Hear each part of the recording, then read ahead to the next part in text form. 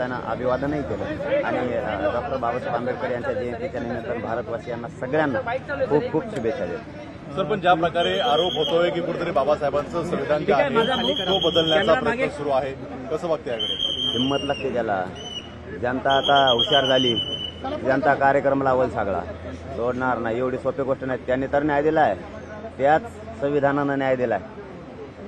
गोरगरीब त्याच आशेवरती आहेत, हे काय बदलते? जनताने तो उठाव केलाय, आता कळलं ना। लोकसभेच्या निवडणुका खरं तोंडावरती आलेल्या आहेत, अशा वेळी तुम्ही मुंबईत आलेला आहात, प्रचार वगैरे काय करणार आहात का? नाही, मी राजकीय माझा मार्ग नसल्यामुळं माझा जनचळवळीवर विश्वास आहे, परंतु मराठ्यांना संदेश सरळ सरळ सांगितलेलं आहे, पाडण्यात सुद्धा खूप मोठा विजय।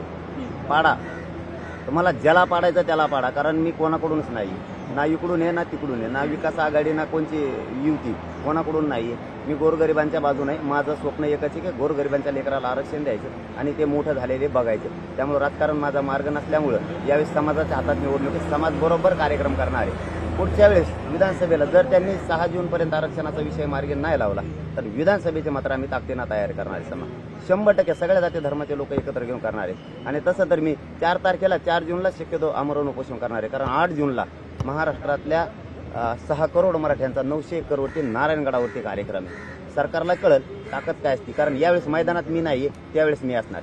पण कोणाला पाडलं तर तुम्हाला नाही मिळत असं वाटतं? शेवटी तसं पाहिलं तर आम्हाला यांनी तर आता ताजं फसवलंय युतीवाल्यानं। आमचं आत्ताच आमच्या लेकरांचं वाटोळं केलंय।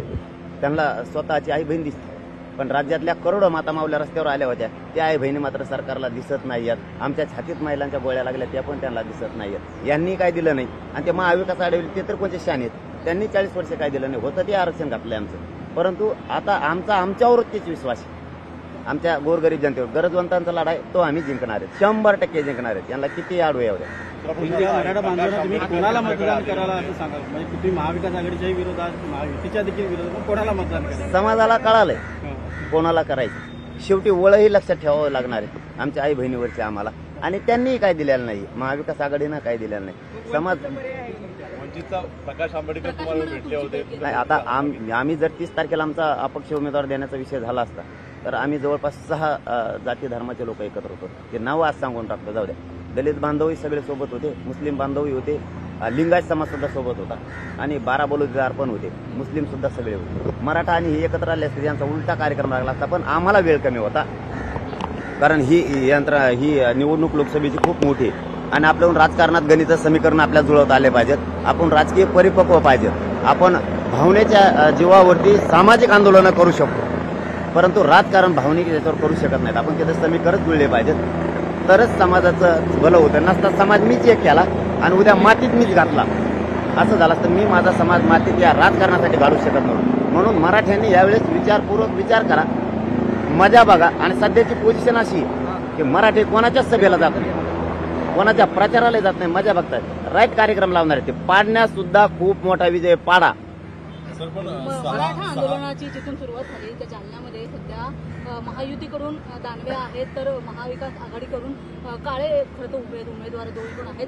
तुमची जालन्यातली नेमकी भूमिका काय असणार आहे, आणि कशा पद्धतीने जालन्यातलं आताचं वातावरण आहे? निकालाच्या दिवशी राईट कार्यक्रम होतो, तुम्ही फक्त बघा। पण मला एक नाही कळलं ताई, आम्ही ओबीसीतून आरक्षण मागतो त्यावेळेस आम्हाला विरोध केला जातो, ओबीसीतून आरक्षण मागू नका। मग ओबीसीच्या नेत्याचं ओपनच्या मतदारसंघात काम काय, हे उभा राहिलेच कशाला? याने तिकडे कॅनडा फिनाडात आफ्रिकेला जाऊन उभं राहायचं ना। आम्ही ज्यावेळेस ओबीसीचं आरक्षण मागतो त्यावेळेस ओबीसी येऊ नका म्हणतात। ओपनच्या मतदारसंघात तुम्ही करता का?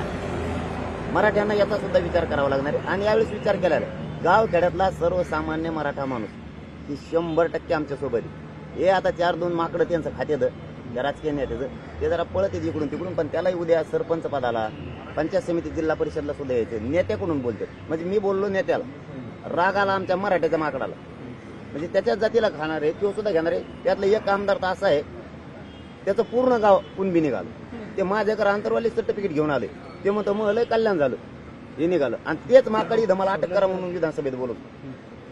म्हणजे ज्या जातीसाठी मी जीवाची बाजी लावून लढतोय त्या जातीचा थोडा तरी स्वाभिमान असला पाहिजे की आपल्या लेकराला देऊ नंतर राजकारण करू। मी बोललो नेत्याला राग आला याला, आता नेता निवडून आणीन का तुला? तुला का देऊ द म्हणलं उभा करीन का? तिकडे निवडून आणीन तुला? मतदान आमचंच आहे ना, तुला एका ताट्यात मग सांगतो तुला तिथं आलं। तुम्ही स्वतः मतदानाचा हक्क बजावणार आहात, कसं आहे करणार? माझ्या मतदानात हक्क तर मी तर कार्यक्रमच लावणार आहे ना भाऊ. मी काय सोडणार आहे काय?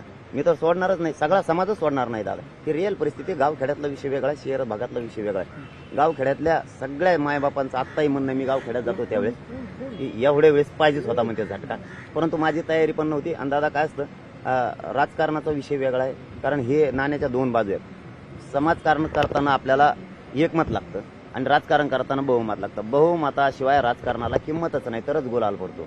कारण भावनेच्या जीवावरती तुम्ही सामाजिक आंदोलन करू शकाल, पण भावनेच्या जीवावर तुम्ही राजकारण नाही करू शकत. मतात रूपांतर त्याचं झालं पाहिजे. आणि विधानसभेला आम्ही ते करतो, आतापासूनच तयारी लागलो. मी उभा राहणार नाही, मला राजकीय स्वार्थ नाहीये. मला मराठा समाज, माझी जात विकून मला मोठं व्हायचं नाही. यावेळेस मी खासदार झालो असतो, सगळ्या पक्षांनी मला पाठिंबा दिला, सगळ्या जाती धर्मांसुद्धा.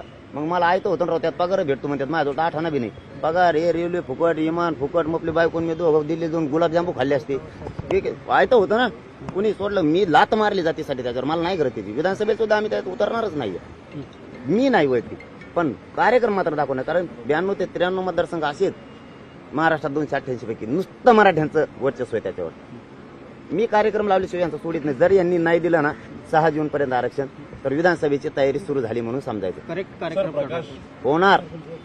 जोपर्यंत ते आमच्याशी राजकीय सूड भावनेनं वागत नव्हते, तोपर्यंत आम्ही त्यांना 7 महिन्याचा वेळ दिलेला.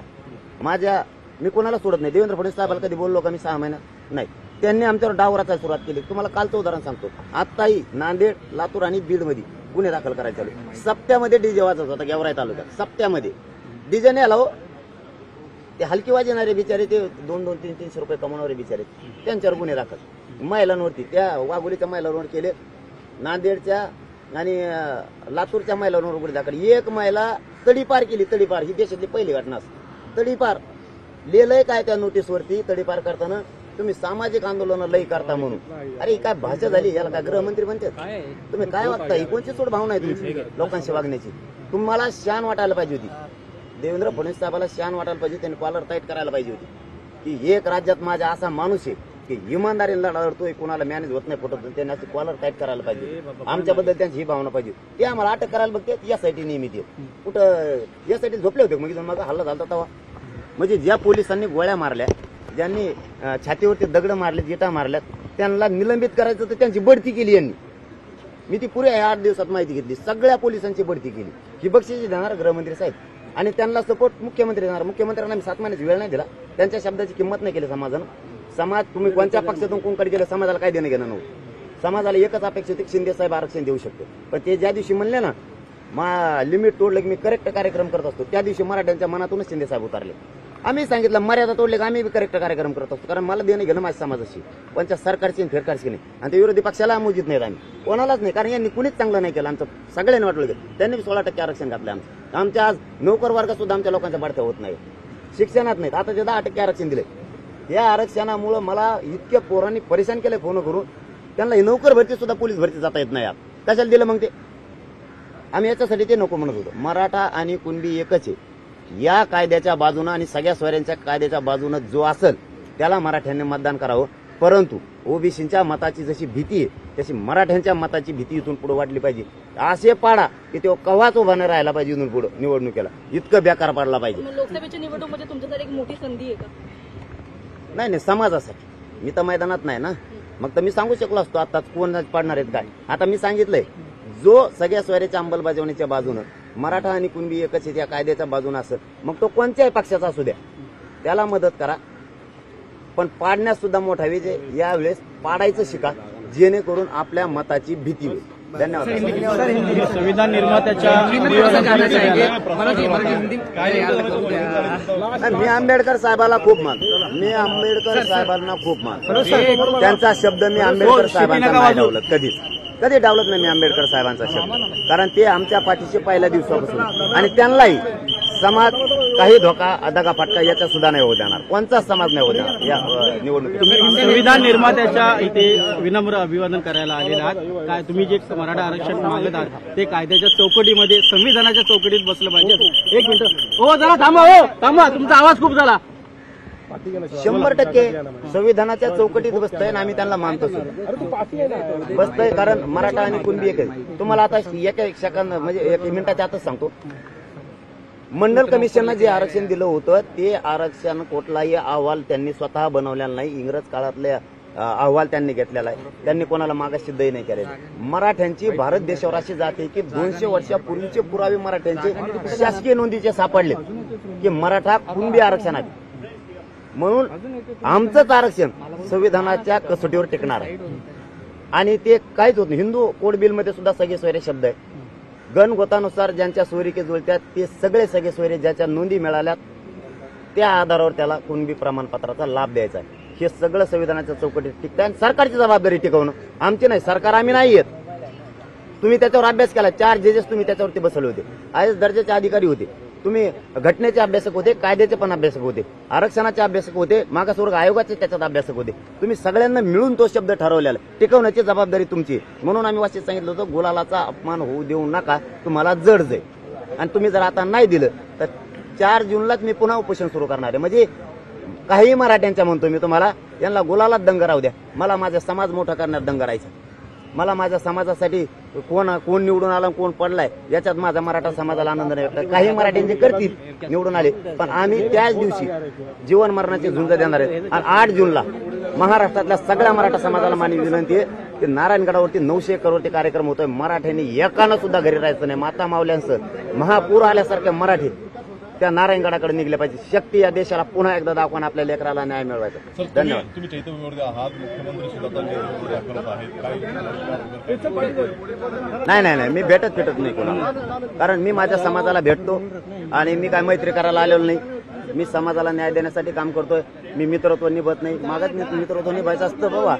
मी लय मोठा झालो ते मला काही दिलं असतं. मला पैसे नको आणि मंत्रिपद म्हणून आता त्यांच्या लोकांनी पैसे वाटले ना, तुम्हाला माहित आहे की नाही? सांगतो तुम्हाला. त्यांनी आता एक डाव टाकला होता 4-5 दिवसात 15 लाख रुपये माणूस. वदा पटेल 123 गावातले 100 लोक त्यांना पडायचे होते. म्हणून त्यांनी गेले मुख्यमंत्र्यांचे ओढी पैसे घेऊन. देणारा कुणीतरी आम्हाला 4-5 दिवसात पुरी माहिती मिळणार आहे. त्यावेळेस तुम्हाला आणखीन माहिती देतो आपल्या चॅनलवर. तिकडे पैसे वाटायचे पण इमानदार पैसे गेले. ते म्हणले हे राहून तुम्हाला खर्चाला पैसे द्यायला लागले तुम्ही आमच्या लोकांना फोडायसाठी 15-15 लाख रुपये आणि देणाऱ्याला 5 लाख. मग जो देणार आहे त्याला 5 लाख. त्याचे तर लई इन्कम झाला. ते तर आमच्या गोदा पटेल असं घुसलं पर माणूस